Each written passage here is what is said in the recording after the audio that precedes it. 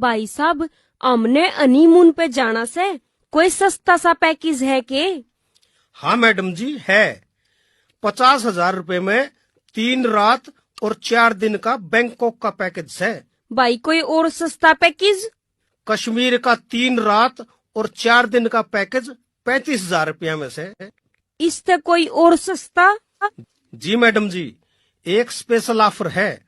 10 रात और 11 दिन लंदन और पेरिस का होटल के हनीमून स्वीट में रहना और खाना फ्री, आना और जाना फ्री, और वहाँ घूमने के लिए कार ड्राइवर फ्री।